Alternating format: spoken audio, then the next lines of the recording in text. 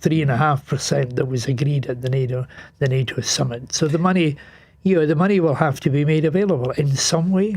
Let's be absolutely blunt. You are concerned there might be some backsliding. I'm not concerned at the moment about the possibility of backsliding. And I think that the Chancellor knows what the dangers are to the country. And when people themselves begin to realise, as they do in Germany, as they do in the Baltic nations, as they do today in Poland, then the reality begins to hit. And I think the Chancellor, who signed up, after all, to what was said there, has proclaimed the 2.6%. Yes, we have put off the big jumps in defence spending for a few years, which suggests to me that there is possibly a danger period between now and then when we are relatively under-defended given the nature of the threat.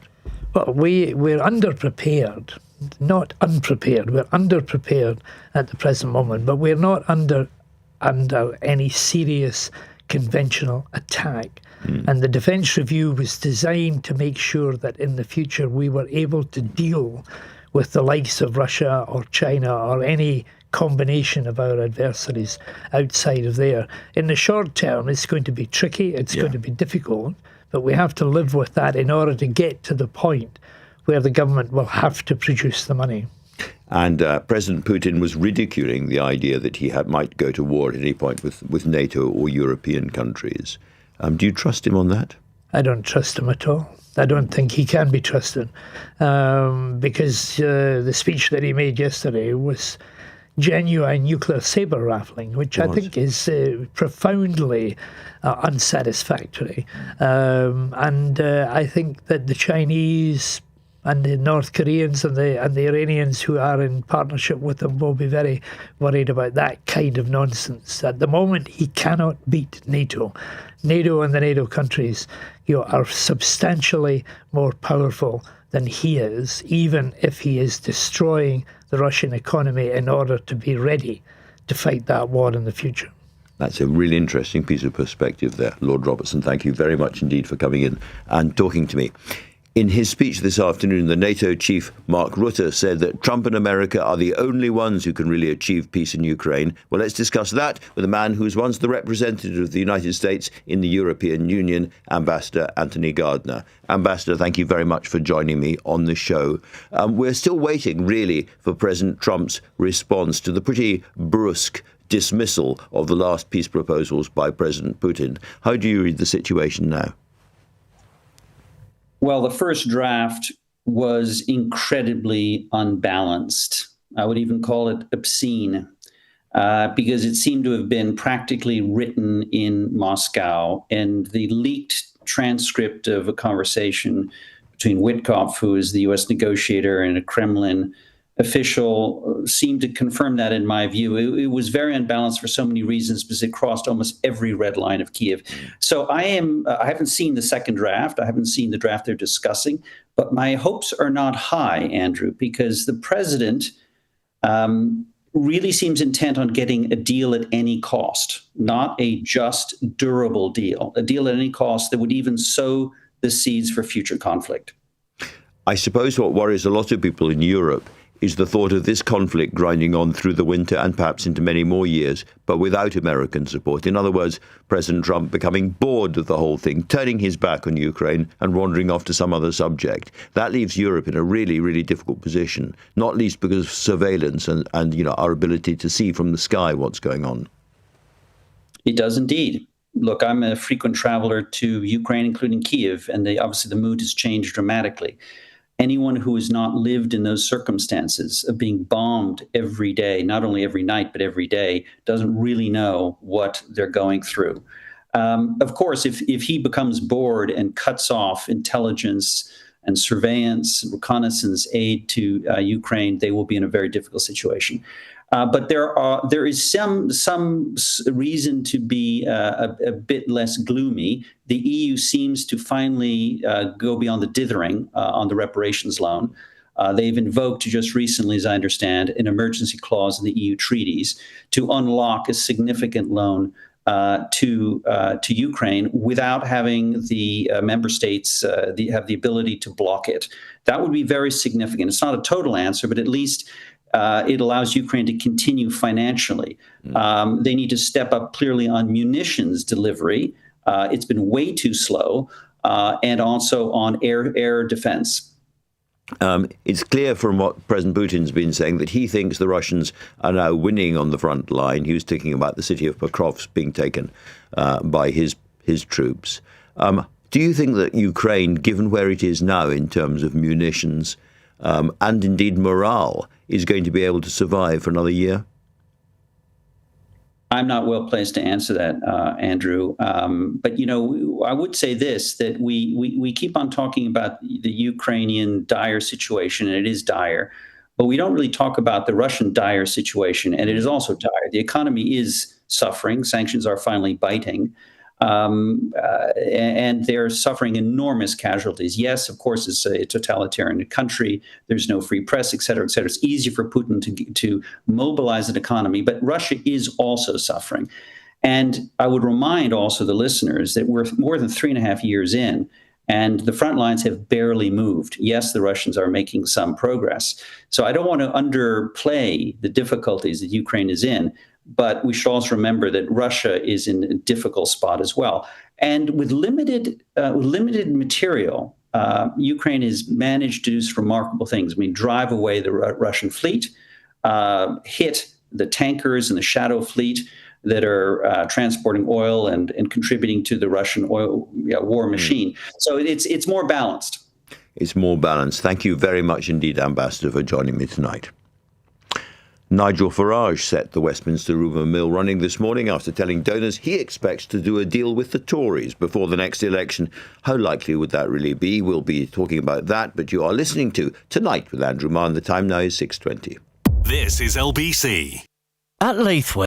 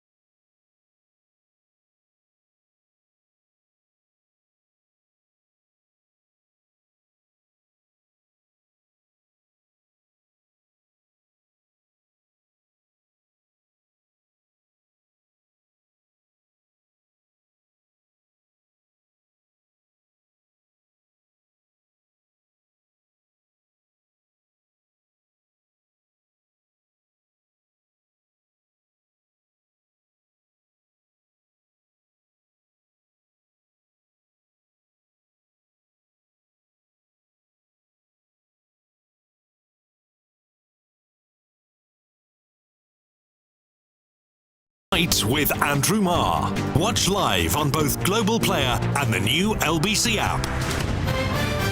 6:21. Now here is a political story about the future, which is, I think, nevertheless really interesting. According to the Financial Times, Nigel Farage has told donors to his Reform Party he expects a deal or a merger with the Tories before the next election. Let's talk to LBC's political correspondent, Aggie Chambre. And Aggie, we should say that Nigel Farage has since denied this, although it seems to be something he said to a private meeting. Indeed, it seems like according to the Financial Times, he's had several conversations with donors, but he and Reform UK have very much come out fighting today, saying this is a false story, saying the idea that Reform UK would work with the Tories is ludicrous. And I should say the Tories too are saying this is ridiculous and something they do not want. But the fascinating part, there are a few fascinating parts of the Financial Times story, but one of it is the kind of suggestion that Nigel Farage does not think he can get to power alone, and suggesting that there would need to be some sort of deal. And what is interesting, I've spoken to a lot of people about this today, and although the reason for this is obvious, Reform standing in the polls wouldn't quite necessarily get them there, wouldn't translate, we don't know, to a majority, and this would unite the right, not good for a divided left. But everyone I've spoken to today has only articulated why this would be absolutely terrible. It sounds like a marriage absolutely made in hell. He can't stand her. She is disdainful of him. Neither side want to be in the same room together, and yet somehow the electoral logic might force them to do that. Indeed, and Reform UK kind of sources I've spoken today have said we need to destroy the Tories. We're here to end their party, not join their party. These are all from different people. We can't do any deals. We'd betray our voters. And people I've spoken to in government say that they think that it would play really badly with kind of red wall voters who are still very angry with the Conservatives. And for the Conservatives part, lots of them say to me, we're actually doing better. Things seem to be turning our way. Why on earth would we now associate ourselves with Reform go UK? after these people? But of course, what they say at the moment about each other really, really matters, because the more aggressive and violent they are about each other, the less any kind of deal becomes possible. If there's a whole list of things that Nigel Farage has said about the Conservative Party that can be put on posters, then doing any kind of backdoor deal nearer the election becomes almost ridiculous. Well, I think that's right. And in Nigel Farage's response today, he said after 14 years of dishonesty and lies, they should never be forgiven. And voters will be reading that. And, if he were to do some sort of deal, which again, he says he's not going to do, not going to happen, closer to the election, then I'm sure everyone will remember what he'd said about the Tories. Absolutely. And you've got some news, I think, about a Labour MP having the whip removed. Indeed. So the Penrith and Solway MP, Marcus Campbell-Savers, has had the Labour whip removed in the last couple of hours. He was elected in 2024, and he was the only backbencher last night to vote against a motion to change inheritance tax rules for farmers. There were actually dozens of Labour MPs who abstained. He was the only one to actually walk through the no voting lobby. Well, Labour Party crossed with him. A lot of farmers, I suspect, very pleased with him. I remember his father very well, Dale Campbell-Savers, known affectionately as Dale Campbell Soup Tin to many of us in the old days. Now, let's hear from a Conservative politician who had a pop at reform in the Commons this afternoon after a video was shared saying that he was defecting to the party, which turned out to be an AI deep fake. George Freeman, MP for Mid-Norfolk and former Science Minister, is with me now. George, great to have you in the studio. Just tell us about this deep fake. Well, it's pretty extraordinary. My phone went hot. People texted me saying words like calling me names I couldn't repeat on this show. How dare you defect and abandon us? I looked at this video. It was me in my office in Parliament, waving my hands around like I do, saying that the Tory party was finished and I was joining Reform. And I looked and thought, I would never have said that even drunk. Nobody could have recorded it. What's going on? It wasn't dubbed. And then I realised this is an AI deep fake. So they'd used your voice to make you say something you hadn't said. This is really scary. It's happening. It'll terrify anybody involved in politics from every side. Yeah, and look, I mean, I'm not a snowflake. I think satire is important in our politics. I've had some very funny videos made of me, and that comes with a job. But this is different. I think when you start to seriously misrepresent somebody to steal their identity for political purposes, you only have to imagine the day before a general election, videos coming out, people being rude to their constituents, it'd be carnage. So it's pretty important. I got in touch with Meta, who said, no, doesn't breach any of our protocols. Really? Yep. Which are all... So lying about politicians and completely misleading people about what they stand for is acceptable? Well, according to Meta, yeah. I mean, I get that it's not sexual grooming, it's not... there are some pretty serious offences, but it's still pretty serious for our democracy. I spoke to the police, who said we do take it seriously. We think identity theft is a very important issue. CPS said we'd love to bring a prosecution, but it's almost impossible. You'd have to claim that you were, suffering huge discomfort and... Well, somebody has to take a prosecution in this area at some point, otherwise it's just going to go on. And, of course, you have to be sure who did it in the first place. So I do know that. You do? Yeah. Can you tell us any more? Well, it was pretty clear to me that this was a reform play in Norfolk. It was a pretty shoddy and amateur, muddy video of me all around Norfolk issues. This wasn't out of some London cyber factory. And... when I challenged and said, look, this is reform dirty tricks, he put out another one saying that I was now joining Labour. And anyway, the real point is the law is not fit for purpose. And I've talked to the Speaker, and I'm building a coalition of cross-party MPs. We have to somehow make sure that this can't go on. So, given that relations are not entirely amicable and friendly in Norfolk, what do you think about the possibility of some kind of arrangement between your party and Nigel Farage's Reform? I think it's for the birds, for all the reasons that you've just discussed. I mean, Reform, firstly, they've made very clear that they loathe and detest the Conservative Party. They are the kind of armed wing of a never-to-be-appeased, angry minority. Secondly, they have done a very unconservative thing, which has gone down very badly with mainstream Conservative voters in agreeing to lift the two-child benefit cap. And they've sent a signal that they'll do anything shamelessly to win Labour votes in the disillusioned North. They're not here to defend themselves, and they are a very, very different party. But is there not some kind of logic in, quotes, uniting the right? That's what Robert generally says. Get the two unite parties so you're not competing against each other. Otherwise, you might let Labour back in again.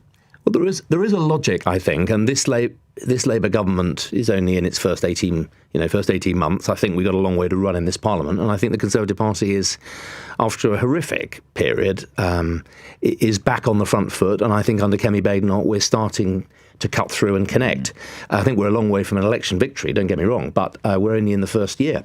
So I think there's a lot of water to pass under the bridge, and I think the centre of gravity of the public within 2 or 3 years is going to be, we want a pro-enterprise, more realistic, lower tax, responsibility government that doesn't think the state can solve every problem and does the things the state should do well instead of trying to do everything else. And meanwhile, you are still losing people to Reform. Jonathan Gullis and others have gone. Do you, by and large, look at them and think good riddance? Well, we're losing one or two MPs who we've already lost. I can tell you in mid-Norfolk, our membership has started to bounce up again in the last 3 months, really. It's around Kemi Badenoch's performance at conference and her performance around the budget and the focus on economic issues.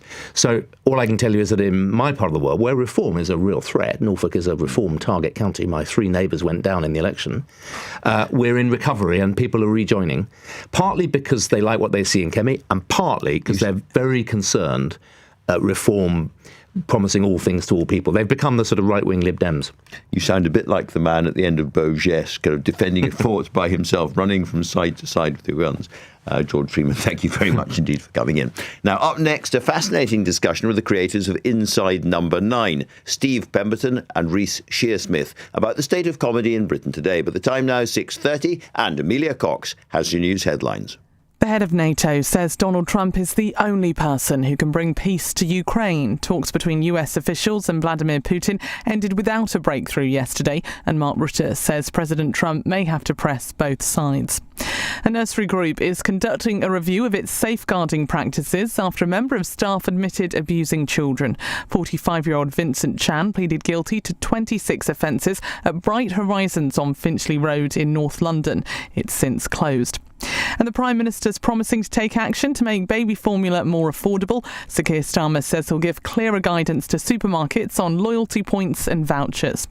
LBC weather, a band of rain moving in from the southwest tonight, dry in northeast Scotland, lows of 1.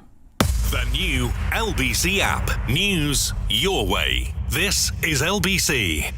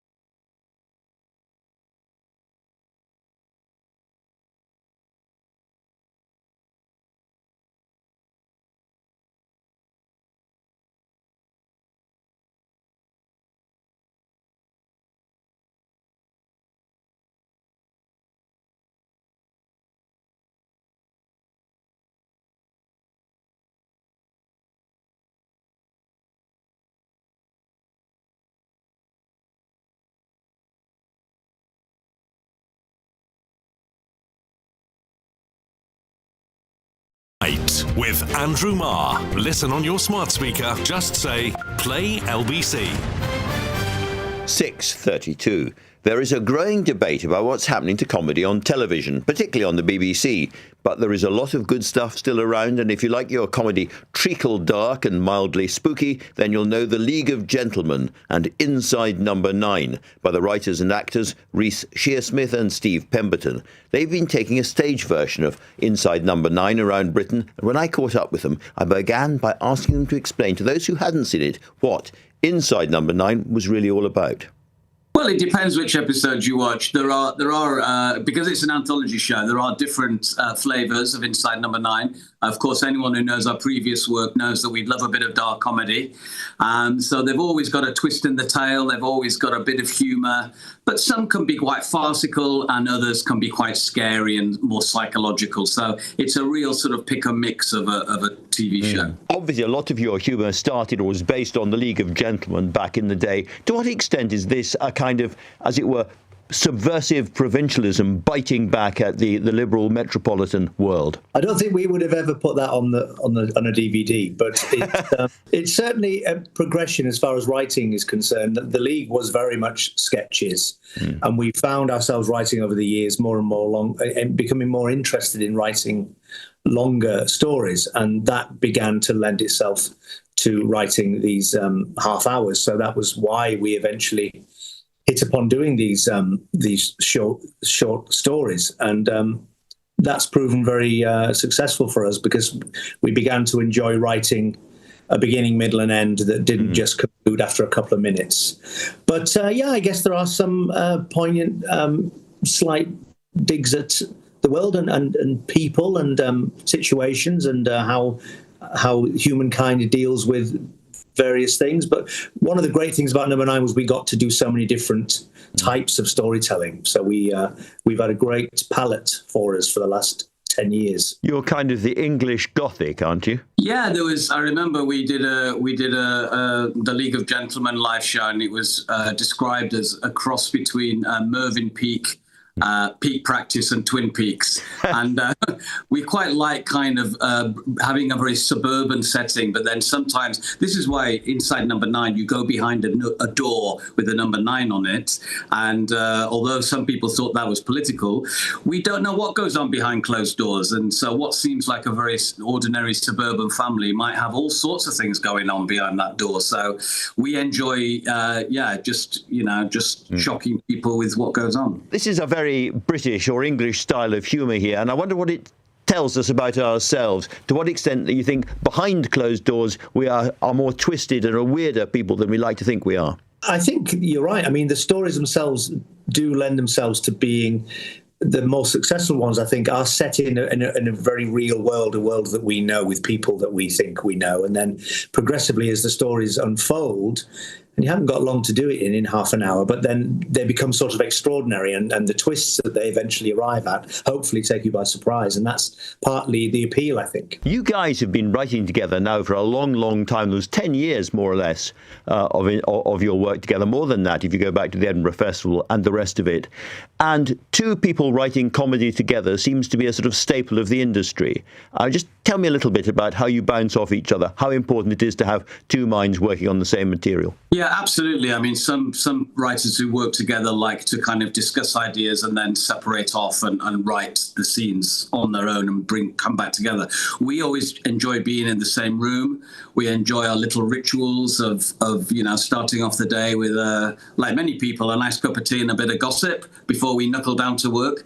But in terms of comedy, it's really important to have a sounding board and to be able to vocalize an idea and see whether it gets a reaction from the other person in the room. And we're very blessed that we have the same sense of humor, but we're not exactly the same person. We have slightly different interests. So it's just worked, hasn't it, for a long time. We love being together, working together, making each other laugh. And even on stage now, we do all we can to make each other laugh. So that keeps it fresh for us. How different is it doing a stage version of this? In other words, you've got a live audience, you can hear them howl or gasp or laugh or whatever they do in real time immediately. Does that change things? Absolutely, yes. It's thrilling to be a performer in a show that's working in that world with such big responses. And the live show has been a real joy because it's been a proper sort of lap of honour, really. And you get to see the people that enjoy your show. You make these things and put them on television, and you never really know that anyone is watching. But this is a proper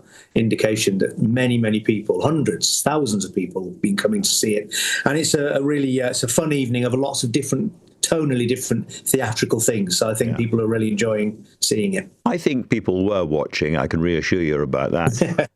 But I'm very interested in what you think about the condition of television and comedy at the moment. John Cleese said this to LBC. He said, "There's so many good comedy actors and actresses in England. We should be celebrating them. But there isn't the writing. And in the case of the BBC, I think there isn't the executive understanding of how to nurture comedy, which is why there's not that much great comedy these days." Well, we were very lucky to come through in the late 90s, where we had the likes of John Plowman, Jeffrey Perkins, Paul Jackson, real super producers who'd been around for a long time. And I think it's all about giving writers the space to fail and also to grow, and just trusting your writers and not interfering too much. So we can't speak. I mean, we've been doing that. We've been working within the BBC, and we love working with the BBC. We've never had interference. We've never been told what to do, and we just get left to write what we write. And I think that's why it feels like our show is a very individual authored piece. Whether other people have had that opportunity, I don't know. But certainly the more people in a room debating what is funny and isn't funny is only going to water down what the idea is. Sure. And in the wider culture, there's all sorts of sensitivities about what you can and cannot say, what is now considered funny or not funny. Do you think that's perhaps why there is an enormous boom in live comedy around the country? People can go to a physical space and hear people say extraordinary and outrageous things in a way that you can't really get on the television anymore. Yeah, I mean, I don't know whether that's why people go to see live theatre. I think there is a boom for live theatre, and it's fantastic that theatre came back.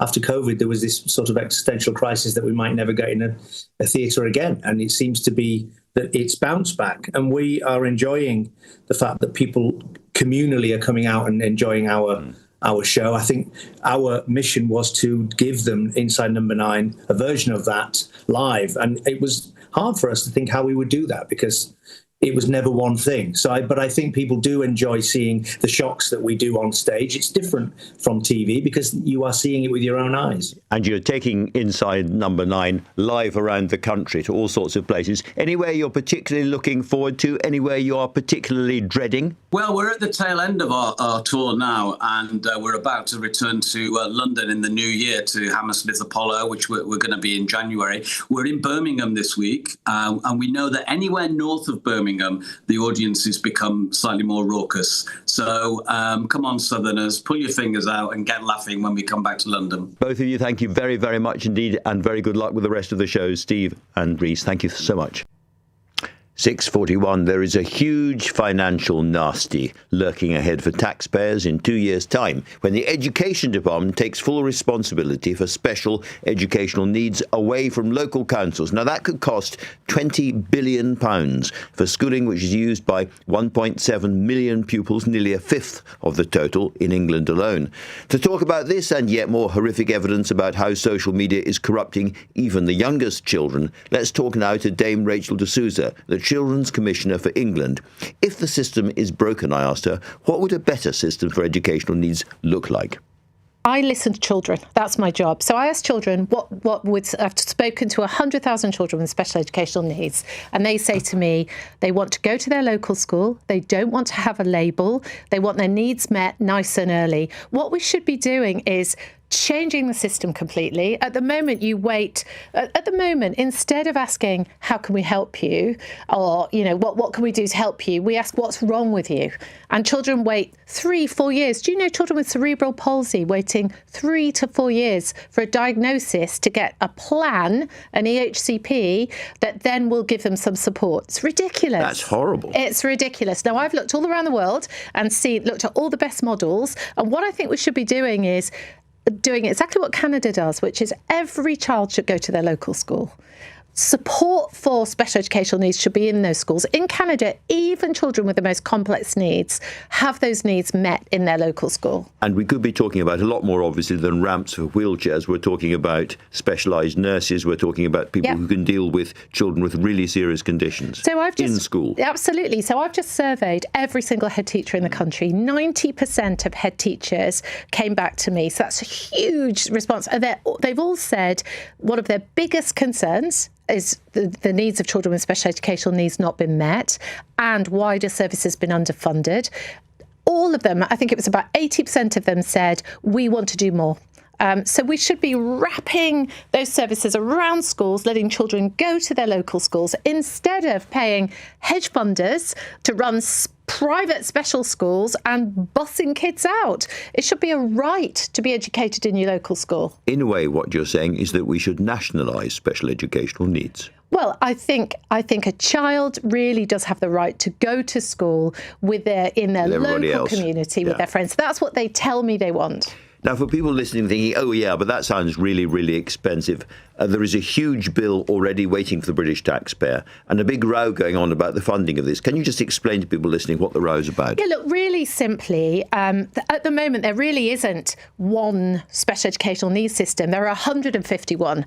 Every different local authority does it differently, and it's not transparent. So you've got local government debt with huge debts for special educational needs. Now, that's all going to come onto the DfE's basically balance sheet. And therefore the ordinary taxpayer. Yep. Now, one of the things we must not do is think that every child with special educational needs is going to cost more than any other child. Often it's good boundaries, a good teacher teaching them who understands them. We by sort of pathologizing and medicalizing all special educational needs, particularly children with NDD, neurodivergence, with ADHD, saying they need something different and, that will cost a lot more, we're getting ourselves into trouble. Most kids need to be at their local school, and really good teaching can cover their needs. And some kids need extra support and extra professionals around them. And we need those professionals to be helping in school, not doing assessments to see whether you can get a special plan 4 years too late. So you have a really big radical plan here, Rachel. Are you making any progress with the political classes over the road? Look, fingers crossed we are. I'm about to meet with Georgia Gould, the minister. We're meeting 1,500 parents online to talk about parents of children with special educational needs, to talk about Georgia's plans and my proposals. I've proposed the most ambitious set of reforms, and I'm going to basically hold the government to account to say, if yours aren't as good as mine, you're not doing what you should for children. We really need to be ambitious for all children. And I mean all children. It's not just about what's wrong with you. Some children need help because they're really sick. I've got kids I work with who've got cancer, and they need an extra bit of help when they go back to school. These are the things that we need to be getting support in for. And the new plans actually will, if we get it right, we'll actually be benefiting for decades into the future. We'll have children who grow up into adults who can work and function, as opposed to feel there's something wrong with them. It makes society better if you do that. Yeah. You mentioned kids with ADHD and neurodivergency. Now, some people argue that is connected to the use of more and more screens all the time. Ofsted are becoming increasingly concerned about, frankly, the youth of children who are seeing terrible stuff online, not just radicalisation and violence, but also really nasty porn from an astonishingly young age, 3 or 4 or 5 years old. The Australians now want to try to ban so-called smartphones and so-called social media apps for all children below the age of 16. Would you like to see us trying to do the same thing? Look, if we look at this country, I've done nationally representative surveys to show that a quarter of 8-year-olds have seen deeply degrading pornography, have seen terrible violence, beheadings, suicides online. Half of 11-year-olds have. I call the tech companies in, all of them, the social media companies in regularly, and ask them what they're doing to stop this. They give me worthy words, but no action. Now, we have the new online harms bill, the online safety bill. It's 6 months in. I will be doing a piece of work at the end of the first year to see if it's made any difference at all. And my answer to you is, if it hasn't, then we absolutely should ban social media for the under 16s. Because otherwise it's goodbye childhood. Well, I think if you look at the massive rise in anxiety and mental health, people say to me, why are children so anxious? Why have they got mental health? It's because of what they're seeing online. I mean, imagine how disturbing it is as a 7-year-old to see those things. It's absolutely unimaginable. And it's not just the porn, it's not just the violence. We're now seeing, for instance, skincare products targeted at sort of 6, 7, 8-year-olds. Do you know more than half of teenagers, when I talk to them in our surveys, tell me they don't like the way they look? And I'm talking about younger teenagers, 13-year-old girls. But worse than that, when I ask them about their relationships, most teenage girls tell me that basically, if a boy asked them to do things like pornography that they've seen online, they would say no, but would be persuaded to do it. Consent doesn't even stand anymore. I think parents would be horrified because kids see this stuff on social media and think that's what they have to do, and girls think that's how they have to look and that's how they have to behave. And of course, we're not talking to them enough about this. So my thing would be, parents, you need to talk to your teenagers about this, and younger. Because these little innocent-looking phones are like Pandora's boxes with horrors inside. We need to slam the lids closed. Look, there are such good things about the online world. No one needs to be bored on a Sunday anymore. You can look up the most amazing things and find things out. No, I don't agree with you there, Dame Souza. I think Sundays are for boredom. There you go. But the potential harms are huge, aren't they? Dame Rachel, thank you very much indeed for coming in and talking to me. Coming up, yet another music megastar's come out with a sharp-tongued attack against President Trump and his regime. Find out who, why, and how much of a risk it is for them to speak out in just a few minutes. But the time now, 6:49. Coming up at 7 on LBC, Ian Dale. At 9, should the Tories and Reform join forces? At 8, cross-question. But first, Russia rejects Trump's peace plan for Ukraine. But NATO says Trump is the only man who can end the war. Surely that's up to Putin. Ian Dale at 7. Listen on our free Global Player app or the new LBC app. At Leith.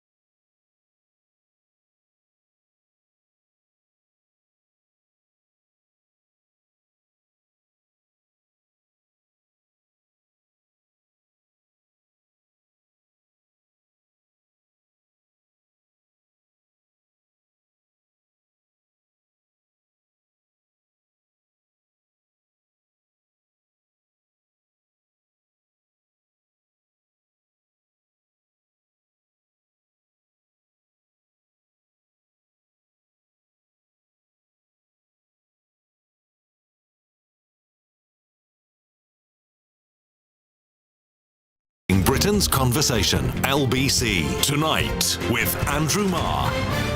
6:41. Never before seen pictures of Jeffrey Epstein's infamous island were released today, providing a haunting new insight into the environment where so many of his crimes took place. Barry Levine is an investigative journalist who wrote The Spider about Jeffrey Epstein. Barry, I've been looking at these pictures. Apart from his poor taste in soft furnishings, I haven't learned a great deal. But you're the expert. What do you make of them? Well, the photos are interesting that were released today by the House Oversight Committee. Obviously, we're waiting for the Epstein files to be released by the government before December 19th.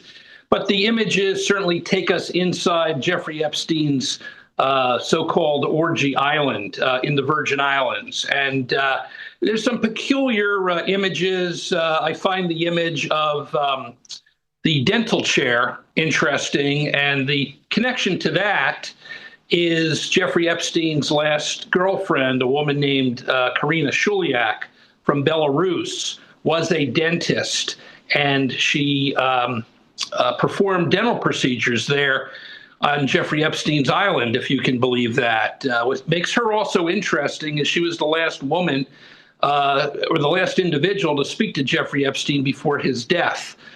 So that's fascinating. And then, of course, you see the phone in Jeffrey Epstein's office on the island, where he has some speed dials, and some of the names you can connect with his lawyer and his accountant, Darren Indyke and Richard Kahn. He had those gentlemen on speed dial.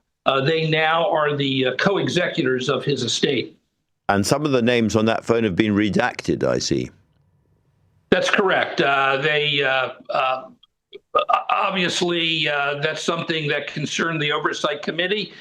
Could they be victims? We're not exactly sure, but they were redacted. But the images present a picture of the last time that Jeffrey Epstein spent on his island. And of course, the island is where he abused many underage girls. What's happened to the island now?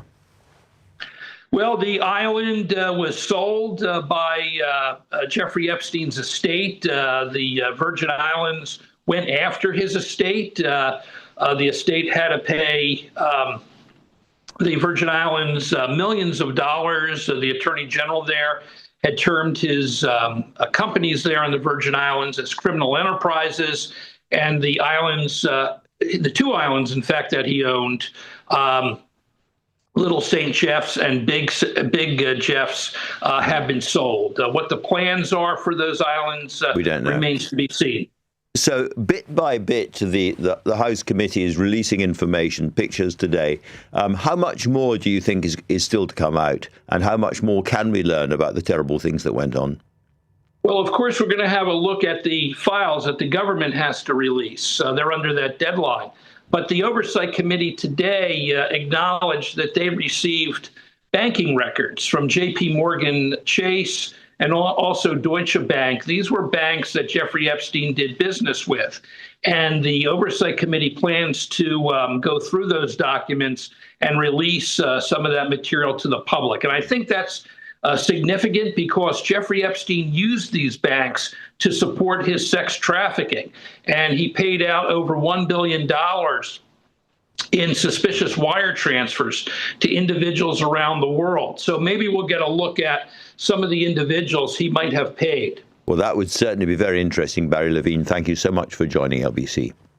And finally, the chart-topping Sabrina Carpenter has joined the ranks of Adele and Beyonce and Bruce Springsteen in her sharp criticism of President Trump because of this. If you love me right, then who knows? I might let you make me,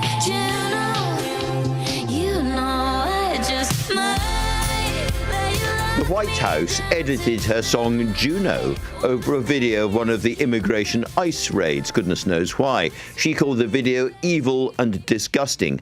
So how risky a move is this for a star so popular? Alison Stewart-Allen is an international marketing and branding expert and CEO of International Marketing Partners. Thank you very much indeed for joining me, Alison. So she's not the first pop star or rock star to have her music swiped by President Trump and his entourage and used in a way that she finds offensive. Is there any risk to her in an America so divided culturally of doing this? Well, what a great question, Andrew. So first of all, Sabrina Carpenter in her own right is an extremely successful pop star. This is a young woman in her 20s who has 72 million monthly streams and 34 billion streams globally already. So in some ways, you could say that she doesn't maybe care too much by speaking out, because ultimately she wants to keep control of her intellectual property. And having that intellectual property stolen to some degree and used without her permission and without her getting any money or her record label getting money, I mean, it's about controlling where your artistry is shown. And, you know, she may not want this to be hurting her reputation and her brand. And that makes a lot of sense for artists to do this. She may very well feel that her instinct about this is shared by most of the people who buy her music. The things that I really don't understand at all about this story, Alison, is why or what the White House thought it was doing by putting kind of relatively pleasing pop music across a video of their immigration people snatching people off the streets or whatever they were doing. It seems a very bizarre thing for them to do. Well, there have been a few of these instances where pop stars' music, Adele spoke out when her music was used for Trump rallies as he walked out onto the stage. Rolling in the Deep was played. Beyonce has also spoken out about her music being used by Trump and his team. And, you know, it does matter where you're seen. And if these stars are concerned about, you know, we need to control where our artworks appear. And by the way, there ought to be permission for using our artworks and our intellectual property. Then you would think they'd have every right to speak up about it. You certainly would, and I'm sure she emerges from this even stronger than when she went in. Alison, thank you very much indeed for talking to me.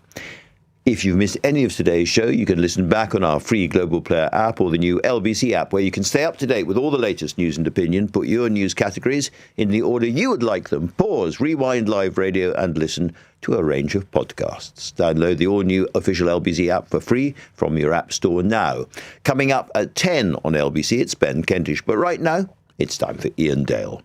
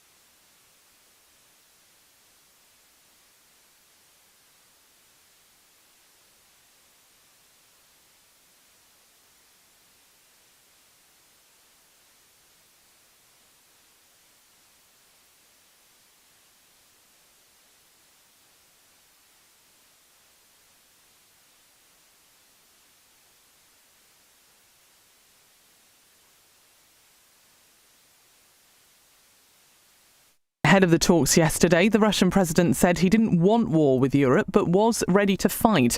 Former Secretary General of NATO, Lord George Robertson, has told Andrew he shouldn't be trusted. The speech that he made yesterday was genuine nuclear saber rattling, which I think is profoundly unsatisfactory. And I think that the Chinese and the North Koreans and the Iranians who are in partnership with them will be very worried about that kind of nonsense. At the moment, he cannot beat NATO. A 45-year-old nursery worker has admitted to dozens of sexual offences against children. Vincent Chan carried out his crimes, which he sometimes filmed, while working at Bright Horizons on Finchley Road. He's due to be sentenced in January. Alison Miller from Lee Day Solicitors has been reading a statement on behalf of the affected families. We trust the judge to pass the strongest sentence to fit the crimes Vincent Chan has committed against young children, innocent victims who could not fight back.